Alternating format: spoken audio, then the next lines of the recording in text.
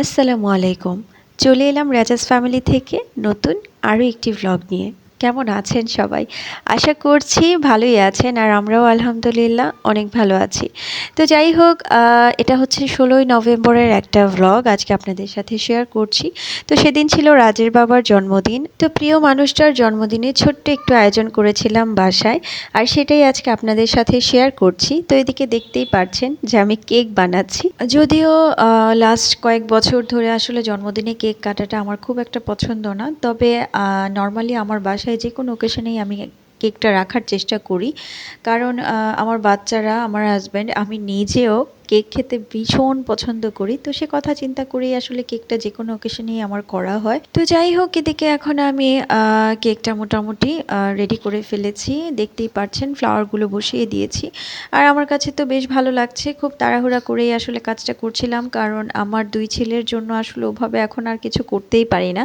কারণ ২ টাই খুব বিরক্ত করে। ওদের জন্য কোনো কাজ আসলে মনোযোগ দিয়ে যে করব সেটা এখন আর হয় না। তো এদিকে আমি কিছু সুগার পার্ল দিয়ে দিয়েছি। আর এই পার্লগুলো দিলে আসলে কেকের লুকটাই চেঞ্জ হয়ে যায়। আর আমি কিছু মোমোও বানিয়ে নিলাম, কারণ রাজের বাবা রাজ ভীষণ পছন্দ করে মোমো খেতে। তো সেগুলোও রেডি করে ফেলেছি। আর এদিকে কেকের উপর লেখাটা আজকে এত বাজে হয়েছে, জানি না কেন। খুব তাড়াহুড়া করতে গিয়ে আসলে এটা এরকম হয়ে গিয়েছে। তো যাই হোক, এদিকে এখন রাজের বাবাও কিন্তু অফিস থেকে চলে এসেছে। আর আমি খাবারগুলো টেবিলে একটু গুছিয়ে নিলাম। আর এদিকে ওরা ২ ভাই তো ওদের বাবার সাথে ইচ্ছে মতো দুষ্টুমি করছে। রাজ তো ভীষণ খুশি। আমি বলেছিলাম আজকে তোমার বাবার জন্মদিন। তো সেটা শুনেই সে খুব খুশি হয়ে গিয়েছে। তো রাজের বাবা ২ ছেলেকে নিয়ে একটু দুষ্টুমি করছিল। আর এদিকে রাজের বাবা বলল যে চলো আমরা কিছু ছবি তুলে নিই, কারণ আমিও একটু রেডি হয়েছিলাম। তো এই জন্যই আসলে সবাই মিলে একটু ছবি তুলে নিচ্ছিলাম। আর আমার ছোট সাহেবকে দেখেন, সে তো ভীষণ খুশি, দেখতেই পারছেন। তো এই হচ্ছে আমার পরিবার, মাশাআল্লাহ আলহামদুলিল্লাহ। সবাই প্লিজ একবার হলেও মাশাআল্লাহ বলে দিবেন, মাশাআল্লাহ বলতে ভুলবেন না। আর এদিকে এখন আমার ছেলেকে দেখেন, মাশাআল্লাহ সে মোমো খাচ্ছে। রাজের কিন্তু মোমো খুবই পছন্দ।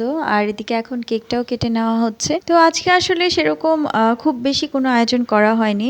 সিম্পল কিছু জিনিস যেটা ওরা পছন্দ করে, একটা পুডিং বানিয়েছিলাম। আর রাজের বাবা বিরিয়ানি খেতে পছন্দ করে, তো রাতের জন্য আসলে বিরিয়ানিটাই রান্না করেছি। যদিও এখনের সময়টা আমার খুব বেশি ব্যস্ত যাচ্ছে, কারণ ২ ছেলেকে নিয়ে আসলে একদমই সময় হয়ে ওঠে না কিছু করার মতো।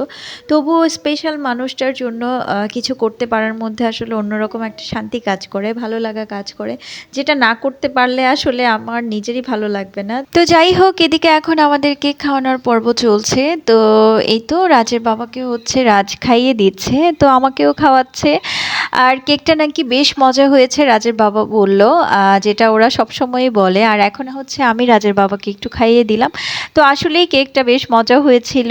আর এই তো, এই ছিল আমার আজকের ছোট্ট একটা আয়োজন আমার প্রিয় মানুষটার জন্য। চাইলে আপনিও আপনার প্রিয় মানুষটার জন্য স্পেশাল ফিল করানোর জন্য ছোট্ট একটা আয়োজন করতে পারেন, কারণ এই মানুষগুলো আসলে আমাদের প্রত্যেকটা দিনকে স্পেশাল করে রাখে। তবে তারা নিজের জন্য কিছুই করে না। তো যাই হোক, প্রিয় মানুষদের জন্য কিছু করতে পারলে আসলে ভালোই লাগে। তো এই ছিল আমার আজকের ছোট্ট একটা ভ্লগ। সবাই ভালো থাকবেন, আমাদের জন্য দোয়া করবেন। আল্লাহ হাফেজ।